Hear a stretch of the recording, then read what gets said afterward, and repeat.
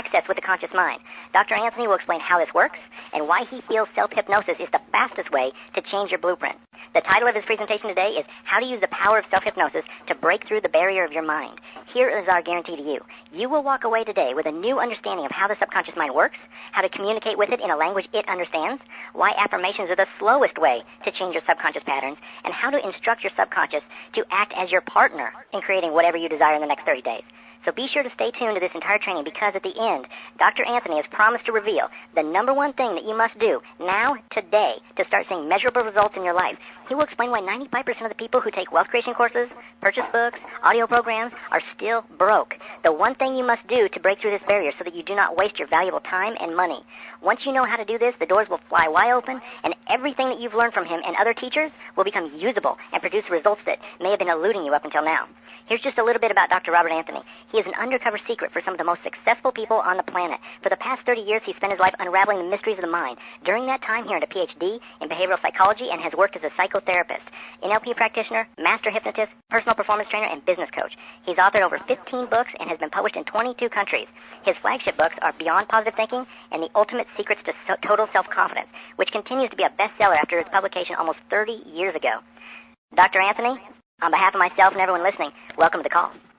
Hi, everyone. Thanks a lot, Lance. So what I'll do is I'll just get right into this because I really have a lot of information to share with you today.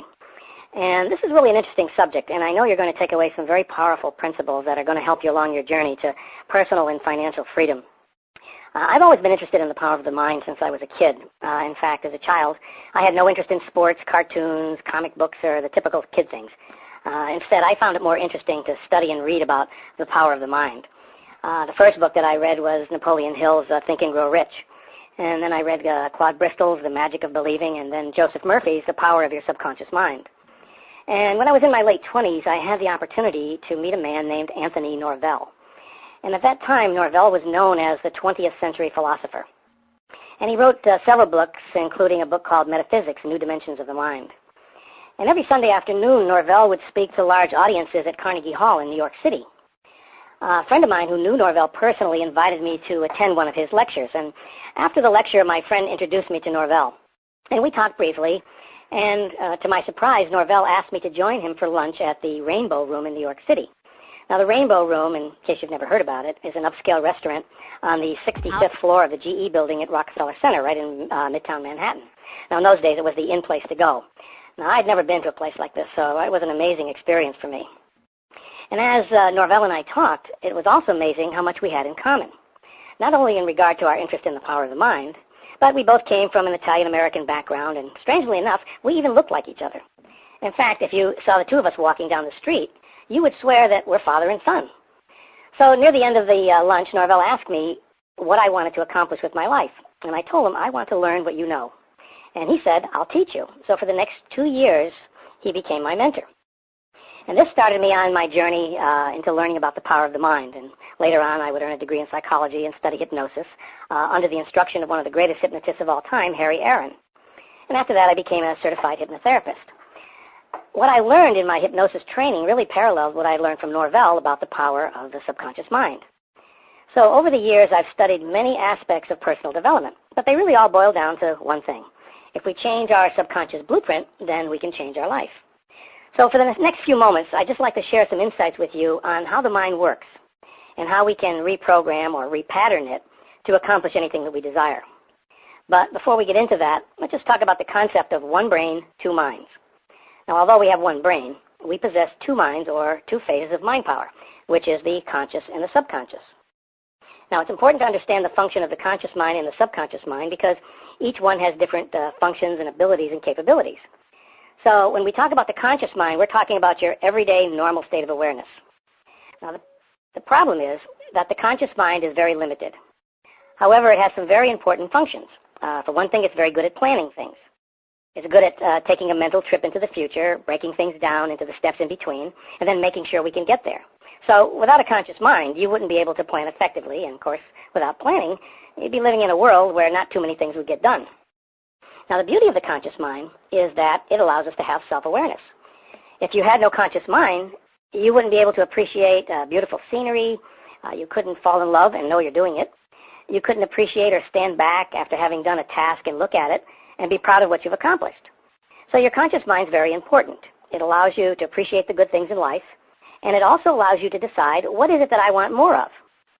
It's also the place where you have reason. So reason and logic rest in the conscious mind, and it's a very valuable skill to have. Now, the subconscious mind runs our bodily functions. It's also where we record and we respond to habits. Your subconscious mind is where the wisdom, insight, intuition, memories, learning experiences, as well as happy and unpleasant experiences are stored. More importantly, the subconscious mind is our connection with higher intelligence. Now, a nice analogy between the conscious and the subconscious mind is to imagine a captain and his ship and the crew. The captain is the conscious mind.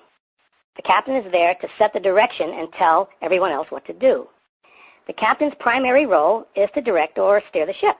Now, it would be ridiculous for him to go down to the boiler room and push more coal into the steamer and run around scrubbing the decks and trying to paint the ship and making meals and attending to everything else. That's what the crew is for. So the captain represents your conscious mind, and the crew and the ship represents your subconscious mind. So the difference between the conscious and the subconscious, one gives directions, the other follows orders. Now, your subconscious mind is also the place where your emotions come from.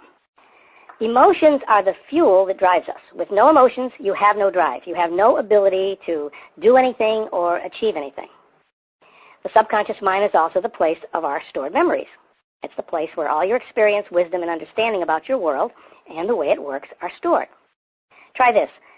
Think about your phone number for a moment. Now, where did that phone number come from? Well, if you're honest about it, you don't know. You just know that it's there when you need it. That's how the subconscious mind works. It stores information, and when you need it, it brings it up to your conscious awareness. So from the moment we get up in the morning till when we go to bed, we operate mostly from the subconscious. Now, here's something interesting about the subconscious mind. Your subconscious mind is aware of what's going on in your world about 1/2 second before you're consciously aware of it.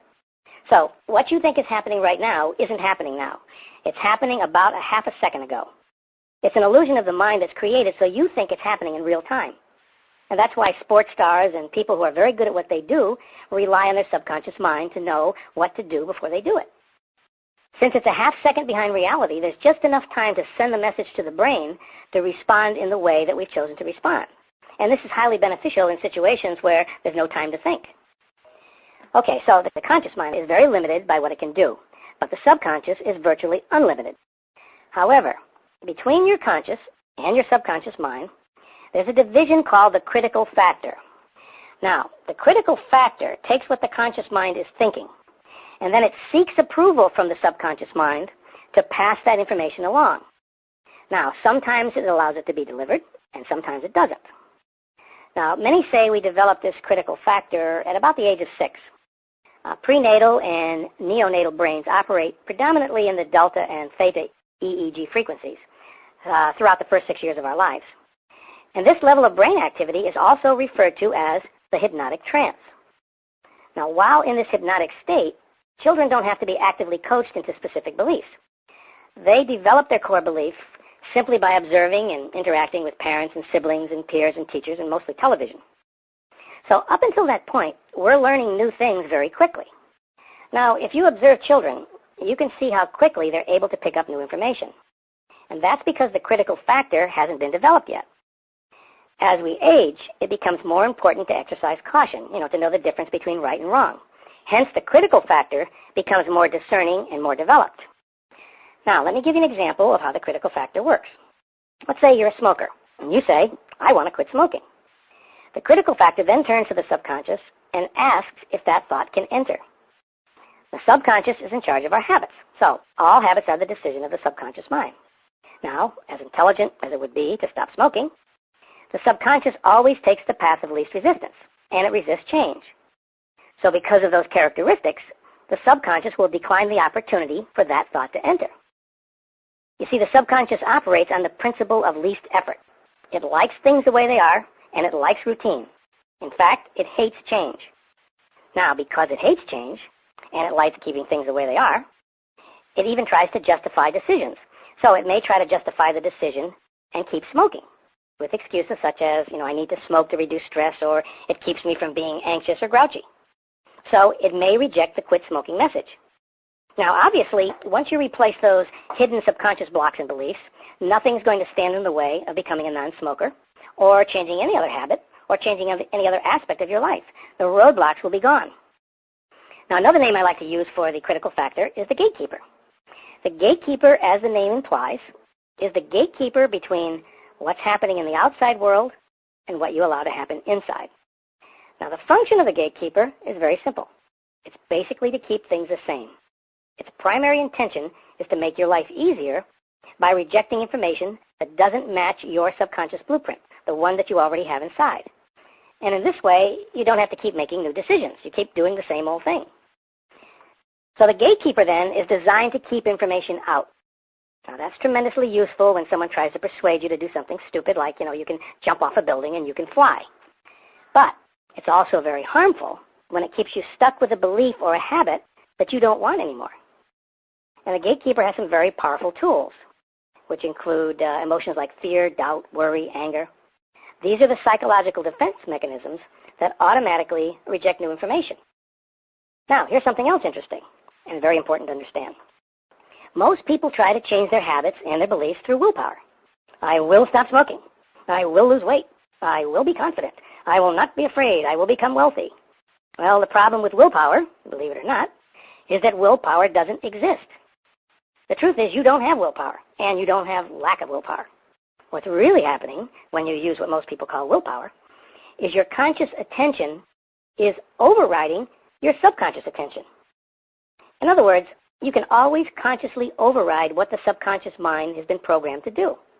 For example, if you're a smoker and you consciously decide not to smoke, you probably won't smoke for a while.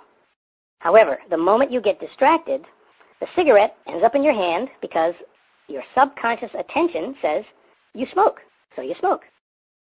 Same is true if you're on a diet. When you use willpower, when that willpower, and again I'm using that term willpower, but there is no such thing as willpower, but when you use what you call willpower, when that willpower breaks, when your conscious attention gets distracted, what happens? Well, you find yourself with a cheesecake in hand. Why? Because that's your subconscious mind taking over. And it's keeping you doing the same thing that you did before, which was eat the cheesecake. Let's say you procrastinate. So you decide, okay, I'm going to use willpower. And you stop yourself from procrastinating. Now, that works okay for a while until your conscious attention gets distracted. What happens then? You go right back to procrastinating. Here's another example. You purchase tons of wealth creation products, books, audio programs, and so on. Now, logically, you know, if you follow through and you apply these wealth creation principles, you can turn your life around in your financial situation. You can turn all of that around if you follow what you're learning. So you start reading and you're listening to the programs and you follow some of the steps. But at this point, you are consciously willing yourself to change your current financial situation.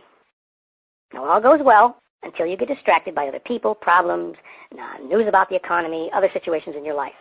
Now, as soon as you get distracted, your conscious attention is no longer on your commitment to use the program. So you stop applying the wealth creation principles. The end result is nothing much changes. And most likely you'll blame the course or the book or the program or whatever you're studying. When you consciously try to change, using what some people call willpower, you're okay and your commitment works. But as soon as you get distracted, your subconscious blueprint, the way that you were before you tried to make the change, takes over. Does that sound familiar? It's not that we're weak-willed or that you can't change. It's purely because you're using the wrong part of your mind to make the change. You're putting your attention in the wrong place. Now, you don't have to be a rocket scientist to figure out that you have to change the subconscious blueprint or the automatic programming. Otherwise, you keep getting the same results no matter how hard you try to change. Now, there are many ways to do this. One of the fastest ways that I know of is through hypnosis. Now, what hypnosis does is bypass the critical factor or the gatekeeper, which allows you to rewrite the blueprint in your subconscious so that it ends up giving you everything you want out of life without any effort or without any struggle.